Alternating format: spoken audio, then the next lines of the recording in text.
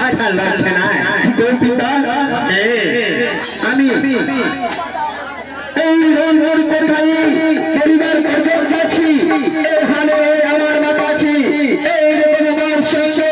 এই রকম কথা বলি যাচ্ছে আগা পণ্ডিত এই যে আপনাকে চক্ষু রোজন